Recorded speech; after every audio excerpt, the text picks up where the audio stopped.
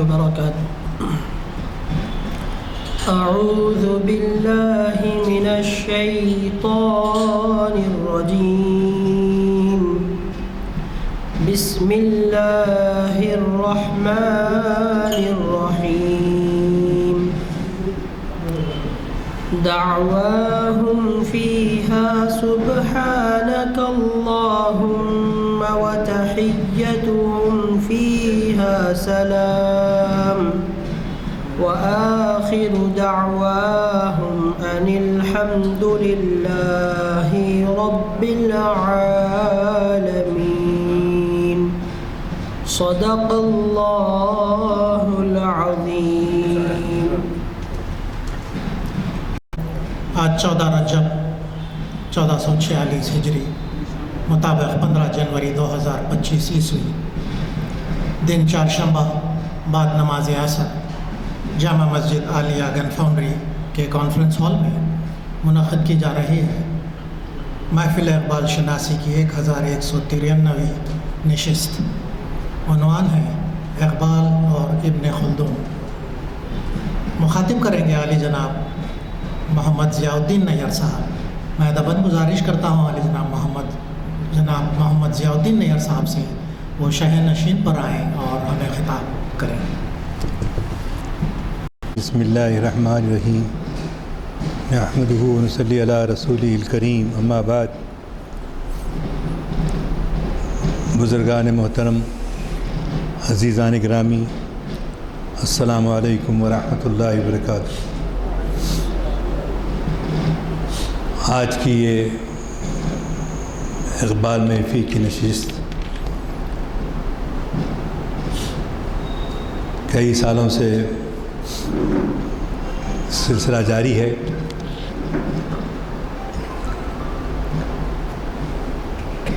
لیکن مرور زمانہ کے لحاظ سے آج کل مختلف ہم نے کہا کہ بھئی ہماری محفلوں میں شرکت کیوں کم ہوتی جا رہی ہے.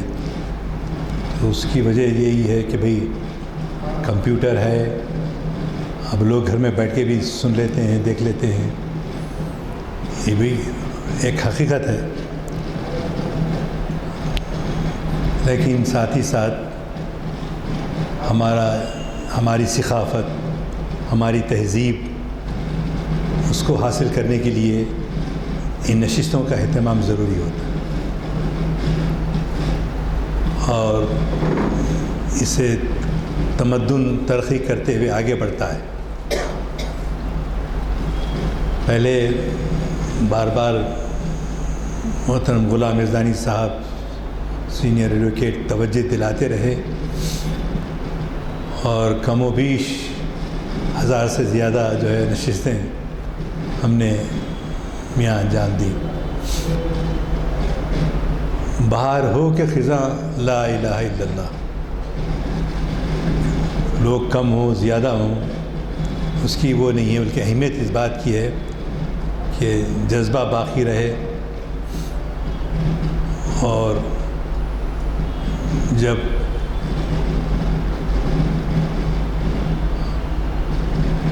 محمد بن قاسم 16 سال کا نوجوان تھا،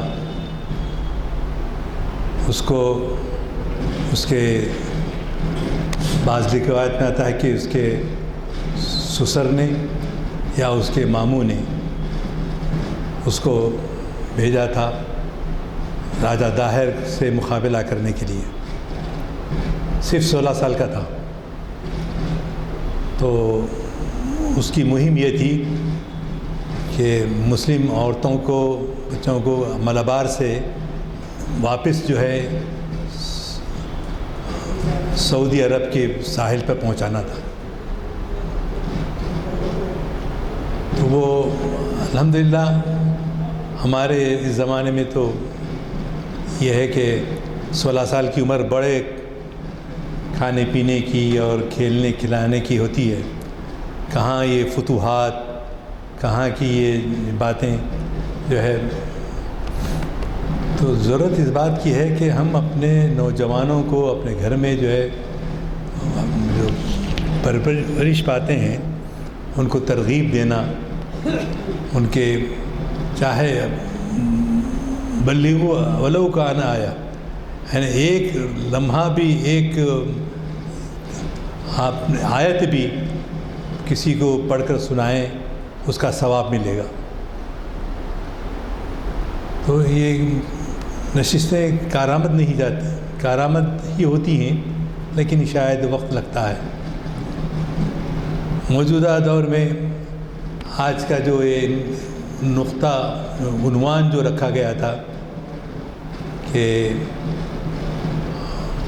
اقبال اور ابن خلدون، ابن خلدون بہت مشہور فلسفی اور ماہر اسلامیات، بہت اس نے ابن خلدون ایک مقدمہ ہے، تاریخ کا مقدمہ ہے۔ اہل علم جانتے ہیں کہ اس مقدمے کو ترتیب دینے کے لیے انہوں نے بہت محنت کی۔ یہ پیدائشی اعتبار سے ٹیونس کا رہنے والا تھا، ٹیونس میں پیدا ہوا تھا، پھر اس نے اپنی بنیادی تعلیم حاصل کرنے کے وہ مصر کی طرف لوٹتا ہے۔ مصر میں اس کو مزید اچھی اس کی رہنمائی ہوتی ہے، اور تحقیق کے 4 بڑے جلدیں اس نے تیار کر دی مسلمانوں کے تاریخ کے۔ تو اب ہم وہ تاریخی مقدمے کب پڑھیں گے، جبکہ آج کے دور میں معمولی مسلمانوں کی تاریخ پڑھنا بھی مشکل دکھ رہا ہے۔ اکثر ہم جو ہے دیکھتے ہیں کہ امریکہ امریکہ امریکہ، مگر وہی امریکہ کی کوئی تاریخ نہیں ہے۔ 200 سال کی حکومت، انہوں نے کیا کارنامے انجام دیے، یہ کوئی نہیں ہے جو تاریخ مسلمانوں کی ہے۔ جو تاریخ کنٹریبیوشن مسلمانوں کا ہے وہ امریکہ کا بھی نہیں ہے۔ جب طارق بن زیاد فتح کیا اور فتح کرنے کے بعد اس نے اپنی کشتیوں کو جلا دیا، تو جو قافلے میں ساتھ تھے ہے کہ کیا عقل مند کام کر رہے ہو، بیوقوف بنے ہو، اگر ہم شکست کھا جائیں تو واپس اپنے ملک کو کیسے لوٹیں؟ چوں بر کنارے اندلس سو، جب طارق بن زیاد نے ان کشتیوں کو جلا دیا اور اپنے ساتھیوں کے اعتراض کرنے پر اس نے جواب دیا کہ ہر ملک ملک ماست کے ملک خدا ماست، ہر ملک ہمارا ملک ہے کیونکہ وہ ہمارے خدا کا ملک ہے۔ اب یہاں تو معاملہ ایسا ہے، کیا بولیں جی، اپنی غیرت، اپنی حمیت، غیلہ، کس طرح سے ہمارے بزرگ جو ہے کہاں کہاں سے خاندان مغلیہ جی اور غلامان کا خاندان، کیا کارنامے ان کے انجام دیں، لیکن ان تاریخ کا ورثہ رکھنے والے ہم خود بے خبر ہیں۔ تو ضرورت اس بات کی ہے کہ کم سے کم اب تو صحیح جاگو کہ جو ہے ہماری تاریخ کا کیا، ہمارے اقبال اکیڈمی میں 60,000 سے زیادہ کتابیں ہیں، 60,000 books in Urdu as well as English. وہاں صرف جمعہ کو تعطیل ہوتی ہے اور باقی دنوں میں صبح 11 بجے سے شام کے 6 بجے تک جو کھلی رہتی ہے۔ تو جائیں، بیٹھیں، اپنی تاریخ سے واقف ہوں، ہمارے بزرگوں نے کیسے کیسے کارنامے انجام دیے۔ تاریخ چوں بر کنارے اندلس سفینہ سو، دوریم السواد وطن باس چوں رسیم۔ ہم اپنے ملک سے بہت دور ہیں، دوریم السواد وطن، ہمارے وطن سے۔ تو یہ ہم کو بیدار کرنے کے لیے، ہم کو اپنی تاریخ کی ورثے سے واقف کروانے کے لیے ان بزرگوں نے بھی کتنی جانفشانی سے کتابیں لکھی ہوں گی۔ آج کے کورسز میں جو ہے تاریخ نام سے اڑا دیا، اس کو سوشل اسٹڈیز کر دیا۔ نہ رہے بانس نہ بجے بانسری، اب پہلے پڑھنے والے ہمارے پاس کم تھے، اب رہے سہے بھی جو ہے جائے چلے گئے، کیونکہ بھائی اردو پڑھنا نہیں آتا۔ اردو جب بل پیش ہوا، یوم جمہوریہ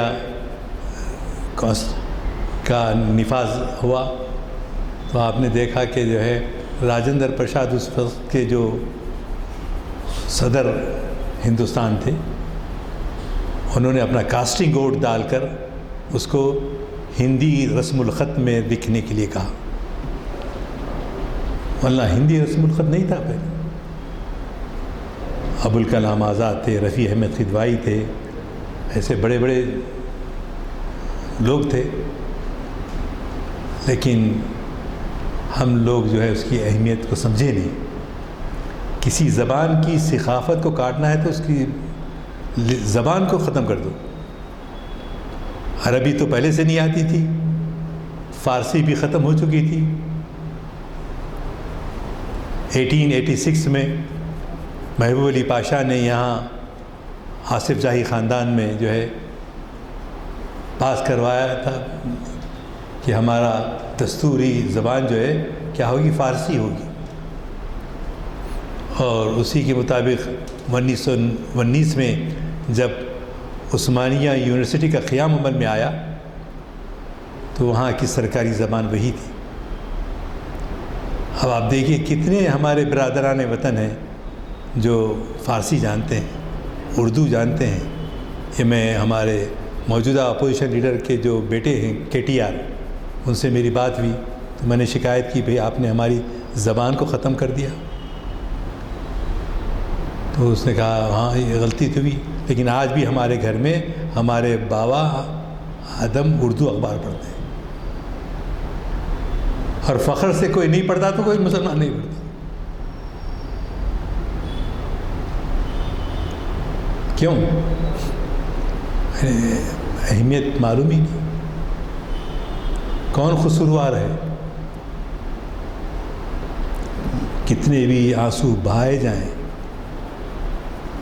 وہ جو نقصان اٹھا چکے ہیں ہم لوگ، اس کو دوبارہ واپس لانا بہت مشکل ہے، بہت مشکل ہے۔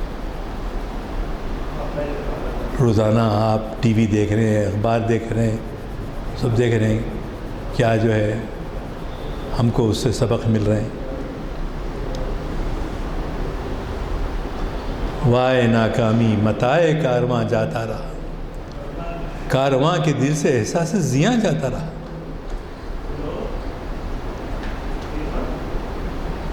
اب ہمارے نوجوانوں کو اگر وہ کہا جائے کہ کس طرح سے تم انگریزی پڑھ کر فخر کرتے ہو جی، اور اردو سے ناقافیت رکھتے ہو، تو ہماری مسئولیت بڑھ جاتی ہے۔ محمد بن قاسم جب وہ نکلا اپنے کمانڈر کے حکم سے نکل کے جو ہے گیا، اور 16 سال کی عمر میں جو ہے فتح کیا، اور فتح ہونے کے بعد اپنے اخلاق سے، اپنے کردار سے، اپنے اصولوں سے وہ لوگ بولے یہ تو انسان نہیں بھائی، یہ تو کوئی اور ہی لوگ ہیں، ان کی تربیت کیسی ہے، ان کی اخلاق کیسے ہیں جی۔ یہ مسلمان جو آئے ہیں تو 16 سال کی فوج جا کے وہ بدل گئی کتنی، 56,000 55,000 ہو گئی، کیونکہ وہ انہوں نے اپنے اخلاق سے متاثر کیا۔ تلوار سے پھیلی جو بولتے ہیں، تلوار سے نہیں پھیلا اسلام۔ ہم کو ایک ڈائلاگ بھی تیار کرنا ہے، آخر اوروں سے گفتگو ہو تو کس طرح سے ہماری نالج ہو اس بارے میں۔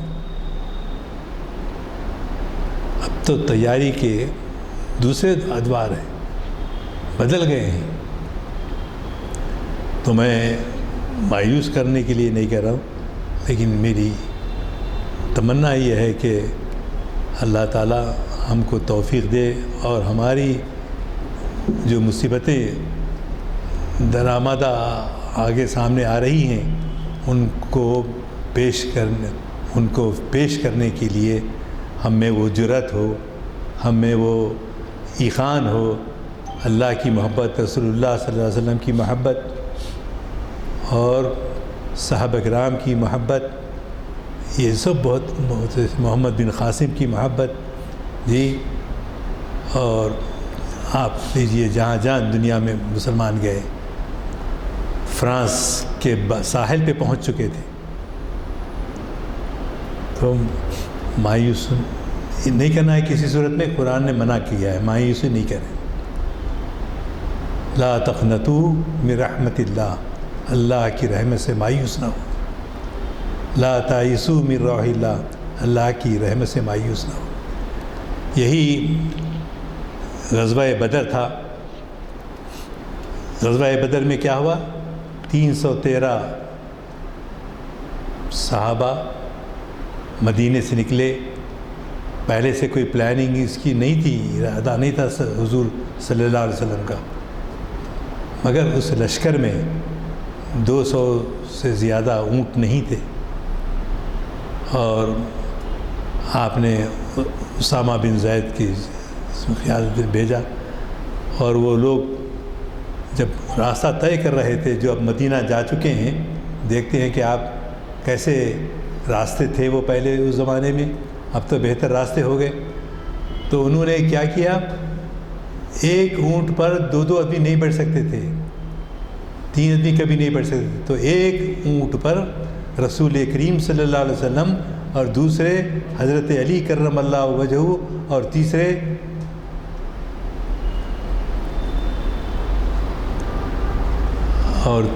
جو ہے صحابی تھے.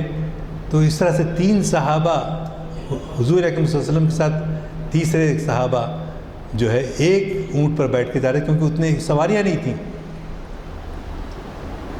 بے سر و سامانی کا یہ عالم کہ سرکار کو بھی ایک مکمل سواری نہیں ملی تھی. اور یہ الحمدللہ ثم الحمدللہ غزوہ بدر کے پاس جا کے ہم دیکھتے ہیں تو ہم کو ایک انسپریشن حاصل ہوتا ہے. کس طرح سے 14 صحابہ شہید ہوئے، 72 غیر مسلم پکڑے گئے اور ان کو گرفتار کیا گیا. گرفتار کرنے کے بعد کیواڑ بولتے نا اس کو، کیواڑ باندھنا. عام طور پہ کسی قیدی کو باندھ کر رکھنے کے لیے وہ کیواڑے جو ہے کیواڑ میں باندھے گیا، اور اس کی تکلیف سے وہ رات کو کنار رہے تھے، تکلیف سے کنار رہے تھے. تو رسول اللہ صلی اللہ علیہ وسلم جیسے یعنی اتنا خیال کرنے والے انسانوں کا، اتنی ان کی تکلیف کا لگا، کیواڑیں ڈھیلی کر دو ان کی.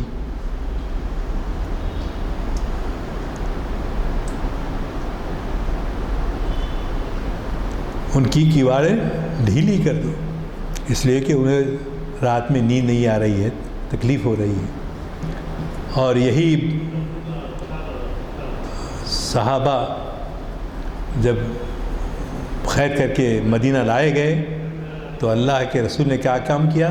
سب سے پہلے کام یہ کیا کہ آپ نے ان کی ترغیب، ان کی تعلیم کا امتحان، ان کی تعلیم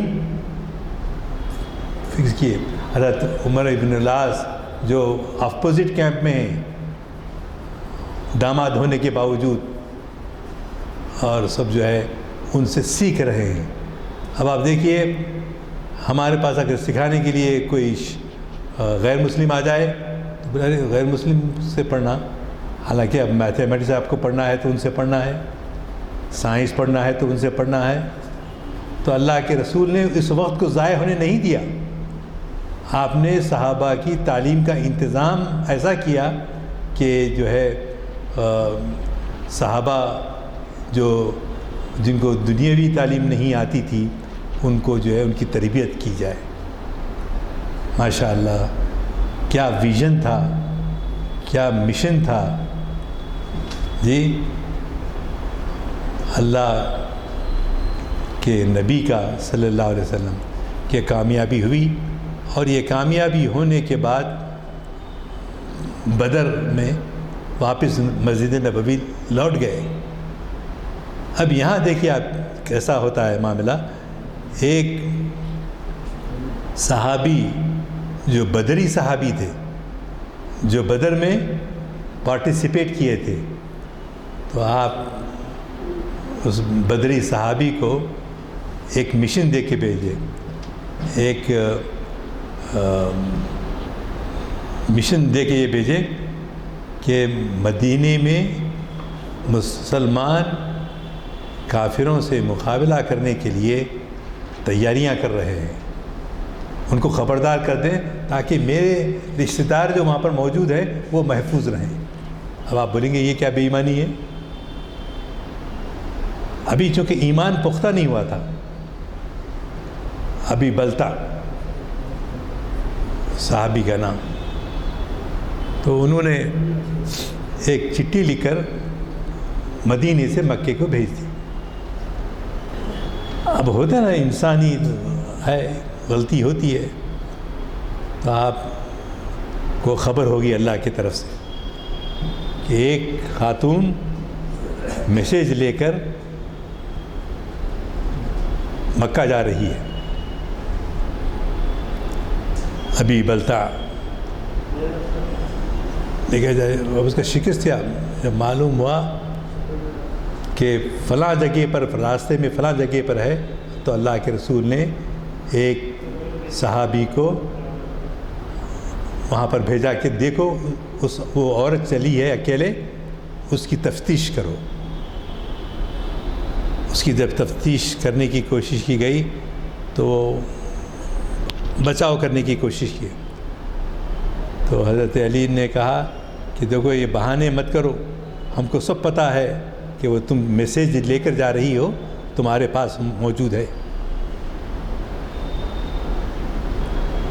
تو چنانچہ ان کی تفتیش ہوئی، اور تفتیش کے بعد معلوم ہوگا کہ وہ واقعی جا کر جو ہے مخبری کرنے والی تھی۔ تو میں اس واقعے سے یہ بتانا چاہتا ہوں، آج ہم جو ابن خلدون کا مقابل کے بارے میں پڑھ رہے ہیں، آپ دیکھیے کہ بڑے بڑے کارنامے انجام دیے ابن خلدون، ابن عربی جی، اور ایسے ایسے علامہ اقبال، مولانا روم، تو یہ کوئی 10-12 ایسے بڑے بڑے عبقری لوگ ہیں جنہوں نے تحقیق کیا، کام کیا، اور یہاں تک اسلام کی تعلیمات کو پہنچایا۔ تو لہٰذا اس کو ضائع ہونے نہ دو، اس کی حفاظت کا انتظام کرو۔ اپنے سینوں میں بھی اپنے حفاظ بھی ہیں، اور حفاظ کے ساتھ ساتھ قرآن کا علم رکھنے والے ہیں، تو لہٰذا ہماری بڑی ذمہ داری ہوتی ہے کہ جس طرح سے اسلام کو محفوظ کرنے کے لیے ابن بلتا کو پھر حضرت عمر نے کہا، اے اللہ کے رسول، اس کو ایسی سزا دو کہ یہ گناہ دوبارہ آپس میں نہ کریں آپ۔ تو اللہ کے رسول نے کہا نہیں، اس کو معاف کر دو، کیونکہ وہ اصحابی بدر میں سے ہے، بدر میں جنگ لینے والوں میں سے ہی ہے، بدر میں جنگ میں حصہ لینے والوں میں ہے، یعنی بدری صحابی کا یہ مقام تھا ان کے کنٹریبیوشن کی وجہ سے۔ محمد بن قاسم کا دیکھے آپ نے، ہاں، اور جو ہے ابنائے عالم میں ہر جگہ جہاں جہاں ہوگا مسلمان جو ہے بھیجے گئے، اور وہاں پر انہوں نے ان کی رہنمائی کی، کامیابی سے ہمکنار کیا۔ لیکن اب غفلت کا کوئی وقت نہیں ہے. کم سے کم جو ہے 24 گھنٹے میں سے 2-4 گھنٹے کم سے کم اپنے مطالعے کے لیے، اور مطالعے کے ساتھ ساتھ اپنے اہل خانہ کو ترغیب دیں کہ وہ بھی جو ہے اپنے معلومات میں اضافہ کریں. بہت سارے آج کل ٹی وی سے معلومات بھی ہوتی ہیں، تو امید ہے کہ ہمارے احباب اس پر توجہ دیں گے. اور دوسرا پہلو جو کہ حالات حاضرہ کے تعلق سے ہوتا ہے، تو ہم جو ہے انسانیت کی اہمیت کے حامل ہیں.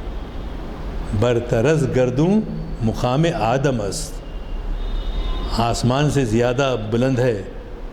برطرز گردوں، آسمان سے زیادہ بلند ہے کون؟ مسلمان کا کردار، کیریکٹر. تو ہم اپنے اچھے اخلاق کے ذریعے اپنے پڑوسیوں کو، اپنے ساتھ رہنے والے محلے میں حسن سلوک، پہلے تو حسن سلوک، اچھے طریقے سے پیش آنا، اور اچھے رویے کے ساتھ ساتھ ہم کو جو ہے اللہ تعالیٰ ان کے دلوں کو پلٹنے والا ہے، اور ان کے دلوں کو پلٹنے کے لیے ہم رقت کے ساتھ اللہ کے حضور جو ہے گڑ گڑاتے رہیں. کیوں کہ وہی ہمارے گناہوں کو معاف کرنے والا ہے، ہماری زیادتوں کو معاف کرنے والا ہے. اور اللہ نہ صرف مسلمانوں میں بلکہ انسانوں میں محبت پیدا کرے آپس میں، اور آنے والی نسلوں کی تو حفاظت فرما. اے اللہ، علم نافع، قلب خاشع، نفس خانے کی دولتوں سے ہم کو مالا مال فرما. اے اللہ، تیرے شکر گزار بندے بن کر زندگی گزارنے کی توفیق عطا فرما. ہمارے آنے والی نسلیں کو اسلام پر، ایمان پر قائم رکھ. رب اغفر وارحم وانت خیر الراحمین.